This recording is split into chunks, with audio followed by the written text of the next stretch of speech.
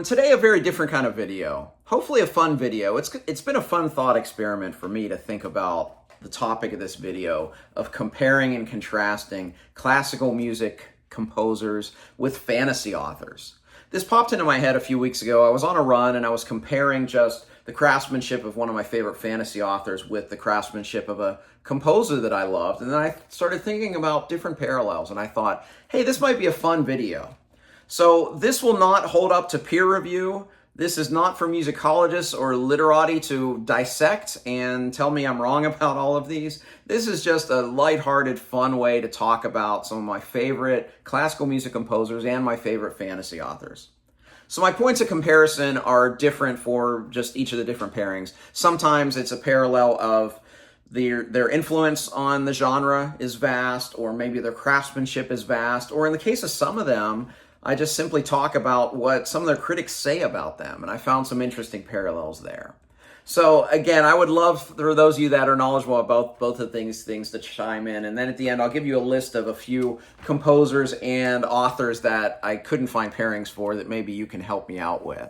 Okay, my first comparison is actually the easiest one on this whole list. We're going to talk about Johann Sebastian Bach. I'm going to lay out these composers pretty much in chronological order.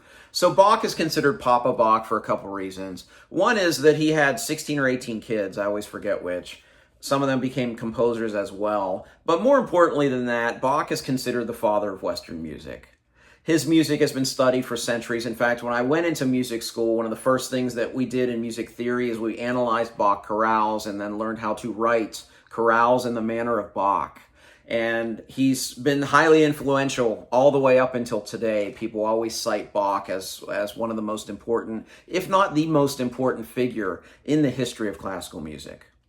Well, you can see the parallel is pretty obvious. The parallel to Bach is, of course, going to be J.R.R. Tolkien. Tolkien, of course, the most influential author in this genre that we've ever seen. Someone who, for decades after he was done, was emulated. Publishers didn't want to publish things that weren't along the Tolkien vein, and he was just kind of the father of the fantasy movement, just like Bach was the father of Western music. So this first comparison is the easiest one. Bach and Tolkien, two sides of the same coin. So the next composer is George Frederick Handel. Handel was one of the titans of the Baroque era. In fact, he was born the same year as Bach. And Handel is one that, when you look at other composers often say that Handel was one of their principal influences. Beethoven was one that considered Handel one of the most principal influences of his craft. And you see that for generations. However, today it's almost like Handel has become not a one-hit wonder, but you only see a few of his works performed often, and his output is vast. He has such a vast output. So when I was thinking about Handel, I thought immediately of someone that in the literary realm of the fantasy genre has this reach, and I think that's Ursula K. Le Guin. I see Le Guin as someone who authors always bring up Le Guin as one of their primary influences, but I also see only a few of her works talked about, and she has a huge output. And I'll be honest, I've only read the Earthsea books and Left Hand of Darkness, so I have more to go in my Le Guin journey as well. But she is, just like Handel, I think a bit underappreciated, but highly influential in the realm of fantasy. Next up is Antonio Vivaldi. Vivaldi's very popular now, but he actually had kind of disappeared from history for quite some time, and then was rediscovered. And with Vivaldi, I found a parallel that I think I like. Don't take offense with this one, Vivaldi fans or this fantasy author fans, because I do like both of them. But the criticism with Vivaldi is that Vivaldi, first of all, Vivaldi wrote 230 some violin concertos. But the big criticism with Vivaldi is that he wrote one violin concerto and then rewrote it 230 times because of the similarities between a lot of these concertos. Now, that's a bit overblown, but it's there. My parallel is David Eddings. David Eddings, and don't get me wrong, I love the Belgariad. I have a special edition box set over there. I love the Belgariad. But you read the Belgariad and you know that there's a lot of derivation from Tolkien and past authors. But beyond that, if you just look at the Belgariad for what it is, and then you read the next series, the Malorian, it's kind of the Belgariad again. And then the next series, the Elenium, it's kind of the Bulgarian again. So I saw some parallels there between Vivaldi and David Eddings. Next up is Franz Joseph Haydn. Haydn is one of the most prolific composers that ever lived. If you look at one of the most important orchestral compositions that we have as orchestral musicians, it's the symphony. Beethoven wrote 9 of them, Brahms wrote 4 of them. Haydn wrote 104 of them. So highly prolific, and that's not all he wrote. He wrote vocal music, he wrote chamber music, he wrote so many different things, concerti, huge, very prolific composer. And his music is very diverse. He has, even if you just look at those symphonies, which is my realm of expertise, you see some of the most important great works of high classical music with some of his later symphonies. You see some smaller symphonies that have a lot of humor and wits within. And then he had a whole period of Sturm und Drang symphonies, a lot of diversity to a huge output. So for me, the parallel to Franz Joseph Haydn is Stephen King. Stephen King has a vast output. I think he'll probably equal the number of books as Haydn symphonies at some point, as quickly as he seems to crank them out. But also, he's a very diverse composer. I did a video earlier this year that I called a reader's guide or something like that, that broke down his different elements. He has his horror books, he has his magical realism books, he has some crime fiction, he has short fiction. So just like Haydn, King is very prolific in a lot of different areas. And just like Haydn, the quality's maybe a little bit up and down, and I say that as a fan of both of these men. But Haydn and King seem like a perfect pairing for me. Up next, we probably have the greatest musical genius that ever lived, and that's Wolfgang Amadeus Mozart. He was a boy genius at the piano, and his father traipsed him all around Europe giving concerts to show this child prodigy. Now, admittedly, his father lied about his age, oftentimes making him seem younger, but even beyond that, he was a prodigy. And when he grew into adulthood, he was the undisputed king of the piano in Europe. He was the best piano player. Did you know back then, even in Bach's time, they did this with the organ, but back in Mozart and Beethoven's time, they had piano duels? Kind of like rap battles where people would get together and they would improvise back and forth and show which one was more superior. And Mozart was the best at this, in addition to just having the best technique. But when he started writing music, he showed that precociousness as well in writing very young and then just putting together some of the most perfect compositions you'd ever see. The one thing that I marvel at as a musician when I study Mozart is when you go and you look at his original manuscripts, you don't see mistakes. And this was back with the quill and the ink, and they had to scratch things out when they made mistakes. Mozart didn't make mistakes. He would write 30, 40-minute symphonies. He'd write them in his head and then transfer it to the paper. He was the greatest, probably, musician that's ever graced this planet. And his parallel, well, I couldn't find one. I kept trying to put somebody into this slot, and frankly, I don't know if there's an author in the fantasy genre as good as Mozart. So if you're watching this, let me know. The one I strongly wanted to put in here is one I haven't read, maybe because I haven't read that yet. I was going to put Terry Pratchett here, because I've heard just incredible things about Pratchett, and both Mozart and Pratchett use humor very well, but I haven't read him, so I couldn't put him here. So I couldn't leave Mozart off this list, even if I didn't find a parallel. So let me know if you have an idea of who the modern fantasy or classic fantasy counterpart for this boy genius, this prolific, maybe greatest musician of all time, might be out of that author set.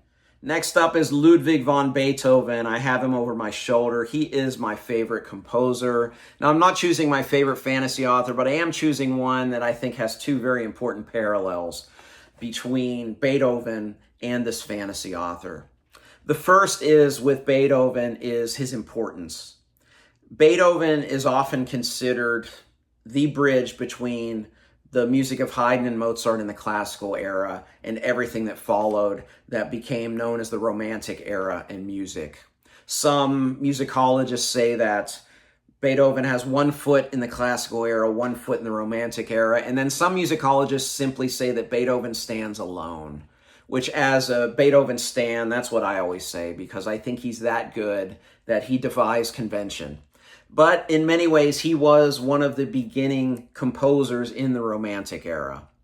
So that's one of the parallels. The other parallel I draw is to contrast Beethoven with Mozart. Beethoven was not the genius of Mozart that wrote it all in his head and just wrote it on the page. You see Beethoven's manuscripts and he's scratching things out, he's scribbling things out, he's reworking things, he's reorchestrating things. And because of that, you can tell that for him, composition, there was a lot of craft, there was a lot of work involved for him. And he often struggled at it. For both of those reasons, I think Beethoven's parallel is George R.R. Martin. We know Martin struggles to put out his latest book. We know Martin is the gardener of an author where he just writes and sees where it goes. And I see a lot of parallels with that in Beethoven, how he would write a theme or write the idea of a theme, and then he would just find ways to manipulate it. I see that a lot with these two men.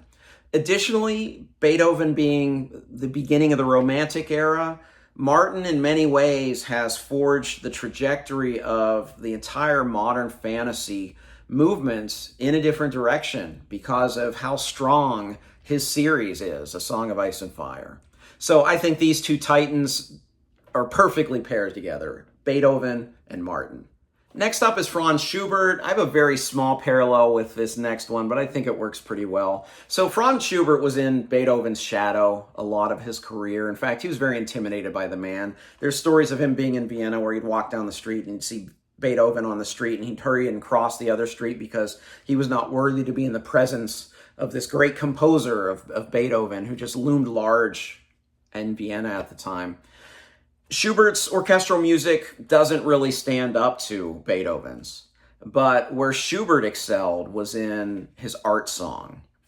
All of these works where he sets poetry to music, voice and piano, very, very prolific, but also probably pound for pound the best that we've ever seen at producing that kind of composition.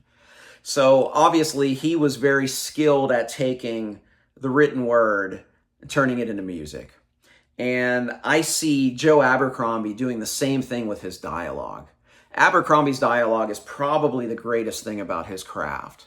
Everybody talks about this, and I never believed it until one day I tried it. Everybody says that you can see a paragraph of Abercrombie and you can see just the dialogue and not know who's saying it and know who's saying it.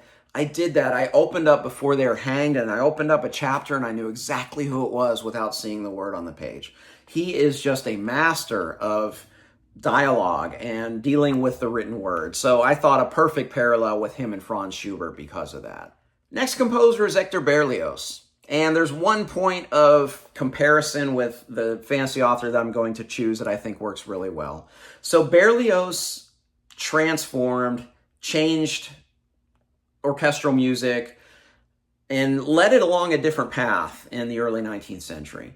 He wrote a piece called Symphonie Fantastique, which writing a symphony wasn't new, but there was an aspect of that symphony that was very, very new, and it changed the trajectory of classical music in one direction. So he wrote a symphony that had a story, and it had a program, and it laid out each of the movements, what it was about. So what fantasy author do I see that incorporated into just a fantasy tale something I think changes the trajectory of fantasy? Brandon Sanderson with his magic systems. Brandon Sanderson suddenly, I don't know if he creates it, probably not. I think he created the word magic system though, but he created magic that had rules. And now we see dozens, if not hundreds of authors, when they create magic in their worlds, they talk about magic systems. In fact, I see reviewers that put up magic system and fantasy on the same pillars as plot, character, setting. I don't agree with it, but that's okay. It's so big because Sanderson has kind of forged this other direction where hard magic and magic systems are a thing, just as Berlioz introduced program music into absolute music and forged a different path for composers in the 19th century for some of them to follow.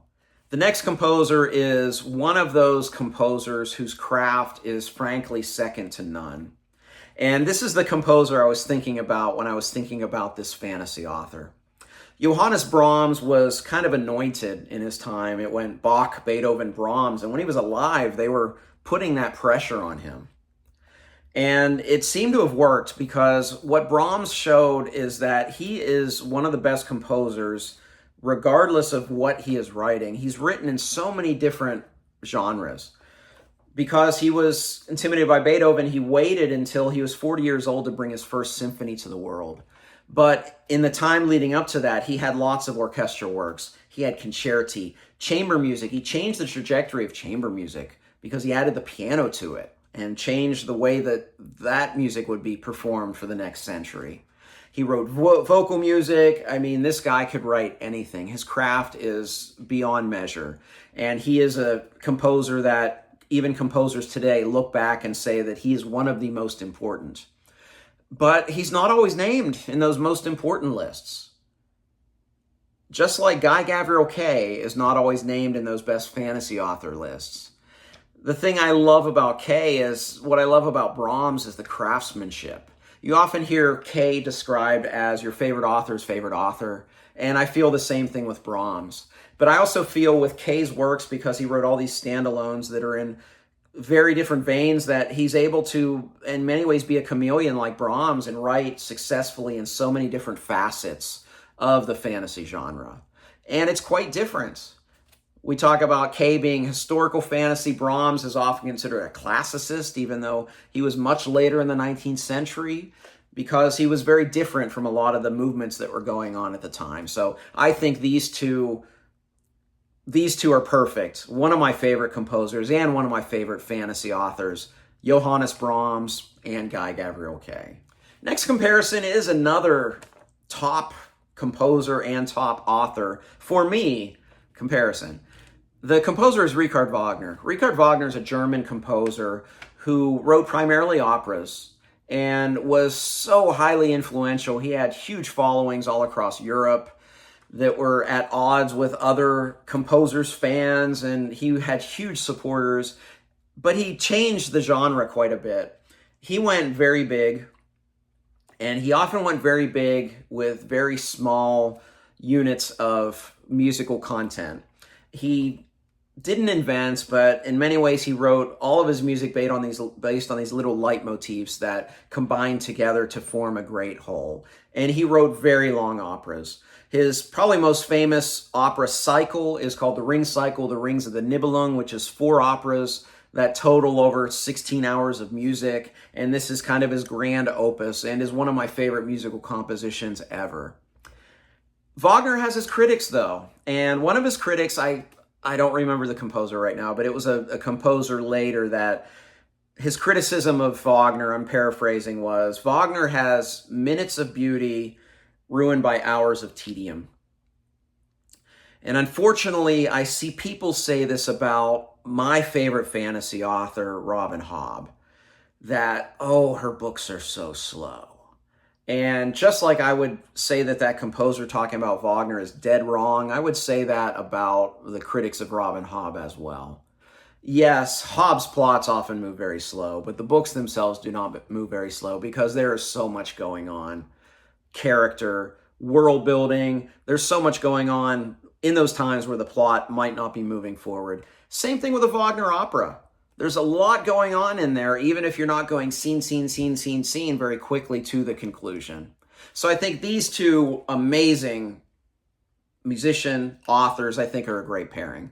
Let's talk next about Tchaikovsky. Tchaikovsky is considered by many their favorite orchestral composer. He wrote some great symphonies. He wrote one of the best violin concertos ever written. He's written brilliant music for ballets, Nutcracker, Swan Lake. I mean, the man is incredible. Probably the second greatest melodist after Mozart. But he has his critics as well. And what critics will often say about Tchaikovsky is he kind of tends to be a bit repetitive, and he tends to take a small amount of musical material and just kind of stretch it a little bit too long. And I see the comparisons with Robert Jordan, because I hear very similar criticisms of Jordan, that his writing is repetitive, he's maybe a bit overwrought at times.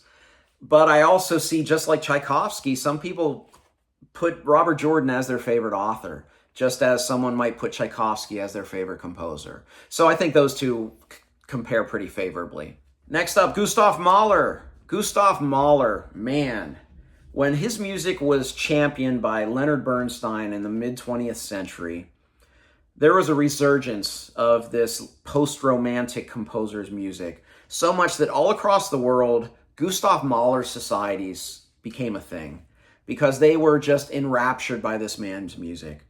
The thing about Mahler is his scope of his music is probably the largest of any of the composers I'm talking about here. His symphonies are huge. His third symphony, the last time I saw that performed, symphonies are written in separate movements where there are breaks between. After the first movement, which lasted 45 minutes, the conductor sat down for 5 minutes before they continued the rest of the symphony.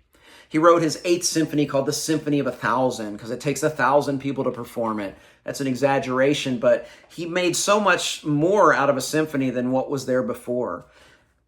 Not just a big orchestra, he often has soloists and he has choirs and offstage bands and a lot of different things that he puts together.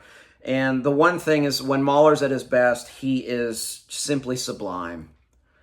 Now, I know Mahler's music very well. I don't know this author as well. I've read 3 books, but I have described some of his passages as sublime, and that's Stephen Erickson.